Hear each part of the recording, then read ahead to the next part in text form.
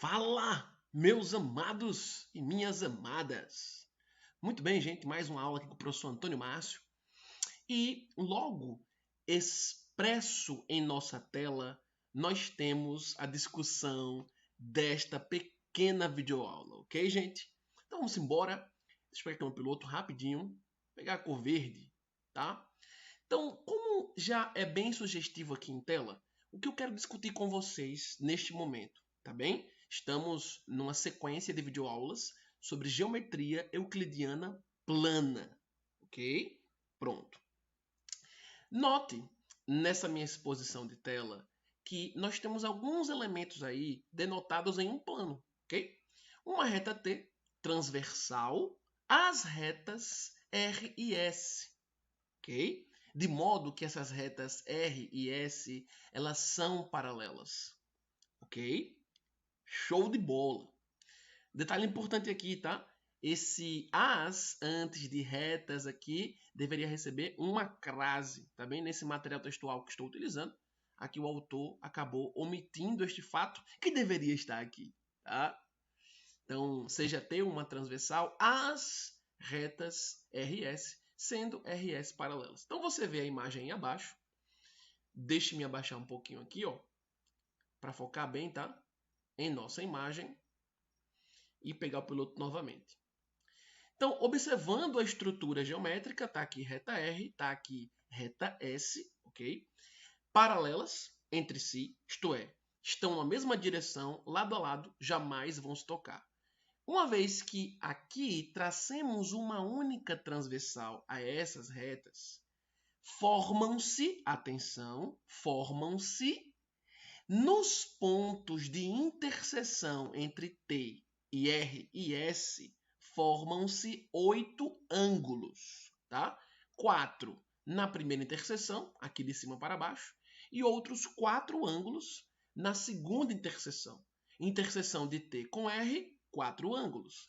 Interseção de T com S, outros 4 ângulos. E a motivação para estudarmos tal cenário, que vocês verão em exercícios, é evidente, mas por enquanto a nível teórico, a grande motivação está em que nós conseguimos, nesses 8 ângulos, relações entre eles. Tá? Logo de cara aqui, quando você observa a primeira interseção, aquela que é entre T e R, e esses 4 ângulos, aqui o autor, no sentido anti-horário, nomeou esses ângulos por letrinhas minúsculas do nosso alfabeto. Tá? Azinho, Bzinho, Czinho, Dzinho.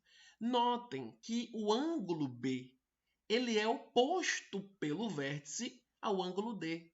Então, B e D são iguais, são congruentes. Na linguagem técnica, eles são congruentes. Okay?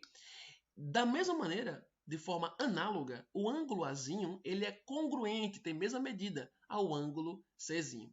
Tá? Então, logo por este fato, que inclusive envolve o tópico que já vimos, ângulos opostos pelo vértice, temos uma relação logo de cara com esses 4 ângulos. Ainda na interseção de T com R, note que a junção do ângulo Azinho com o ângulo Bzinho forma um ângulo de meia volta, isto é, 180 graus. Então, se eu somar o ângulo Azinho com o Bzinho aqui, ok? Eu tenho 180 graus.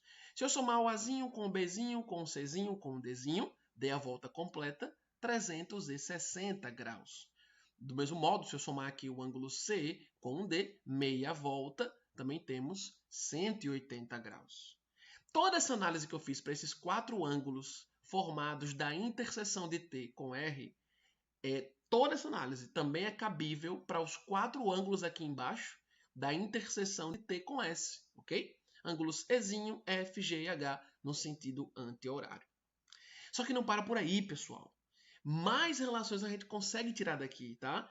Pelo paralelismo entre R e S, a transversal vai acabar mantendo uma série de inclinações que são a mesma com relação tanto a R como também a S. Por exemplo, se eu pegar aqui o ângulo B formado entre T e R, acima de R e à esquerda, esse ângulo tem a mesma abertura que o ângulo F, formado acima da reta S, ok? Com T à esquerda.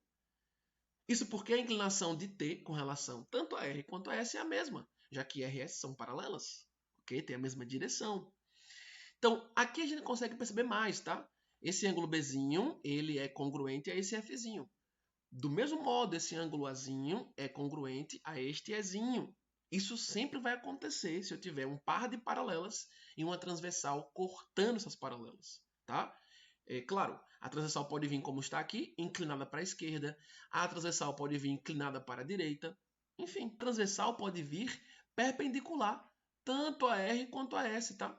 E aí eu teria 90 graus aqui, ó, por exemplo, 90 graus também aqui, e teria 90 graus em todos os pontos aqui onde eu posso ter ângulo, se fosse uma transversal perpendicular tanto a R quanto a S. Seria tudo 90 graus, tá? Muito bem. Vamos continuar. Veja que o ângulo C aqui, ó, também tem a mesma medida que o ângulo G, ok? Mesma razão explicada com respeito a BF, bem como AE. Ainda continuando, se eu pegar o ângulo D, ok, que está aqui por baixo de R, à direita da transversal, eu tenho a mesma inclinação de T com relação a S, por baixo de S à direita, tá bem? Então, esse ângulo D, bem como H, são congruentes. Coisa linda, né? O que mais nós podemos extrair daqui, gente? Olha para Azinho de novo aqui em cima, ó. Azinho à direita de T, acima de R. Perceba que, como dissemos antes, como Azinho ele é oposto pelo vértice com o ângulo C, e nós já vimos que o ângulo C ele é congruente a G, isso faz com que nós tiremos como consequência o fato de que Azinho também é congruente a G. Olha que interessante. Então, tanto Azinho aqui é congruente a G, e pela mesma razão, o Bzinho aqui em cima ó, é congruente a H. O que mais ainda podemos extrair de relação entre esses 8 ângulos, tá bem? Outra relação aqui formidável. O ângulo F aqui por baixo, em S, ele tem a mesma medida que esse ângulo Dzinho aqui, ó, que está abaixo de R, tá? E à direita de T. Por qual razão? Lembre que Dzinho é igual a Bzinho, oposto pelo vértice. E já vimos que Bzinho é a mesma medida de arco para ângulo que F. Tá? Então, se F é igual a Bzinho, já vimos isso antes, e Bzinho, por sua vez, é igual a Dzinho, consequência, F e D têm a mesma medida. Esses ângulos aqui, ó, F e D, que estão entre as paralelas R e S, bem como o ângulo C aqui, ó, do outro lado, à esquerda, e o Ezinho aqui por baixo também tem a mesma medida. Ezinho é congruente a Czinho, do mesmo modo que Fzinho é congruente a Dzinho. Olha que lindo, gente. Ok? Além disso tudo, a gente vai poder concluir mais uma última consequência aí linda matemática com esses 8 ângulos, ok? O ângulozinho F aqui bonitão, ó, se somado com o ângulozinho C que está do mesmo lado da transversal, só que F formado pela reta transversal com S e C formado pela transversal com R. A soma desses dois ângulos sempre dará 180 graus. Qual a explicação para isso? Muito simples, né? Lembre que esse ângulo Czinho aqui, ó, ele mede o mesmo que Ezinho. E na hora que eu junto Fzinho com Ezinho, dá 180. Olha que lindo, gente. Tá? Se eu junto Fzinho com Ezinho aqui, meia volta, 180. Mas se Czinho é igual a esse Ezinho, então F mais Czinho, 180. Ou seja, ângulos que estão do mesmo lado da transversal entre as paralelas, sempre que eu somá-los, 180 graus. Mesma coisa aqui, ó. Somar D com E, 180 graus. Se eu somar aqui o Bzinho com o G aqui embaixo, ó, com o G aqui embaixo, também 180 graus. Se eu somar o Hzinho aqui embaixo com o Azinho lá em cima, estão do mesmo lado da transversal, só que por fora das paralelas. 180 graus. A razão também é muito tranquila. Você já viu que esse G é o mesmo que A. E aí, se eu somar H com G aqui, ó, meia volta, 180. Mas se G é o mesmo que A, então somar H com A também dará 180. O mesmo se aplicando a quando eu somar B com G. Você já viu que G e A são o mesmo. Então, somar aqui B com A, que é meia volta, juntando os dois ângulos. Se eu junto aqui, ó, meia volta, deixa eu por outro apagar que ele fica meio revoltado às vezes. Tá aqui meia volta, B mais A, 180. Mas se A é o mesmo que Gzinho aqui embaixo, então fazer o B mais o G dará 180 graus.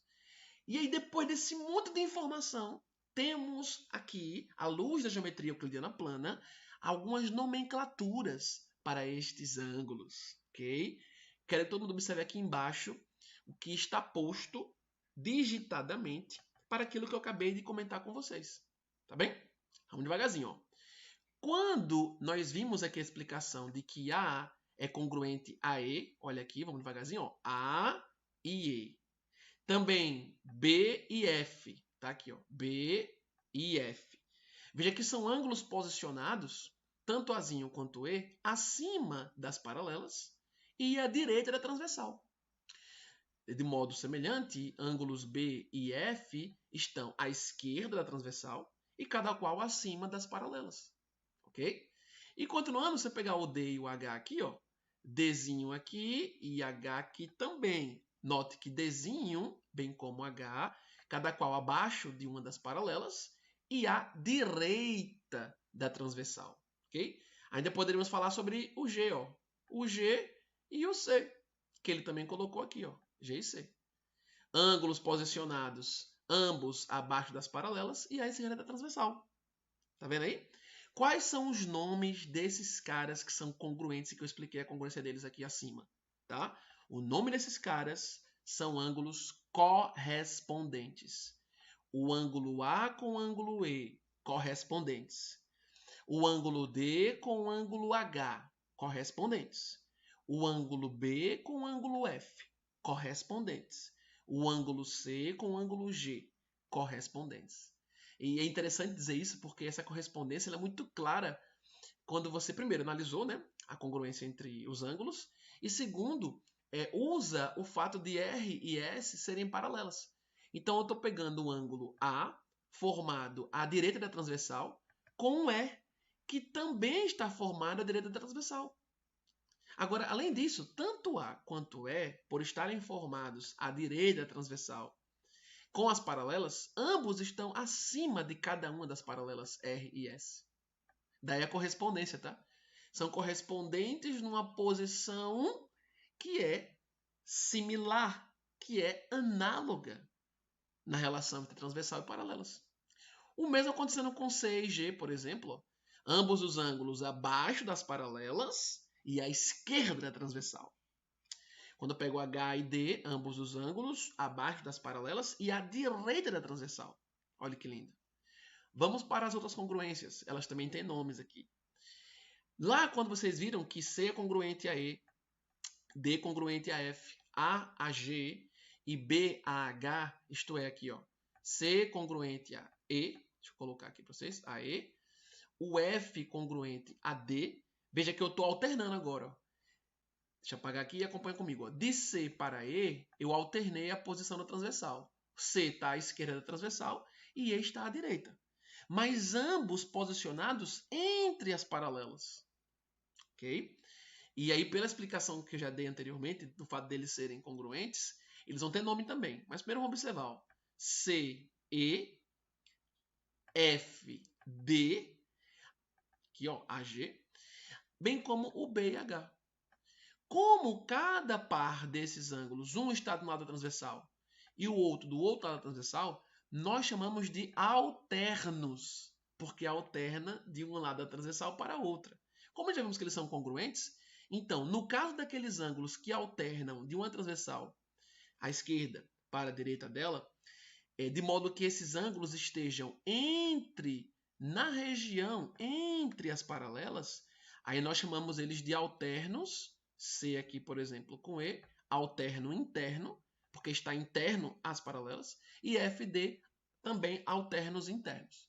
Já o B e o H aqui são alternos externos, e o G com A lá em cima, alternos externos, porque estão por fora das paralelas, não estão no interior das paralelas, tá?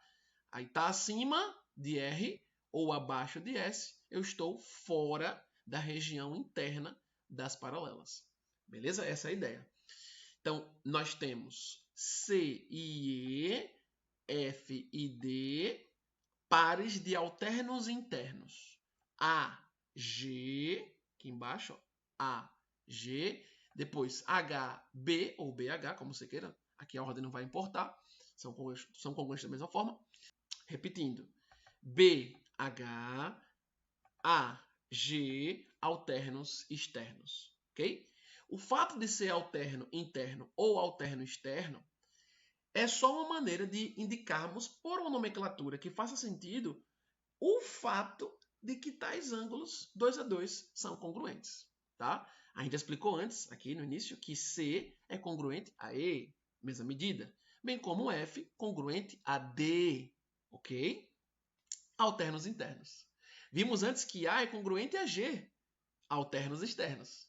Lembre que a ideia de alterno é um está de um lado da transversal e o outro do outro lado da transversal. Tá? Alterna, portanto. E H com B, alternos externos também. Ok?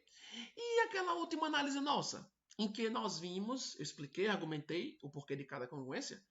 Aquela última análise que falava sobre a soma de dois deles, cada dois deles, dá 180 graus. Olha aqui embaixo. Ó.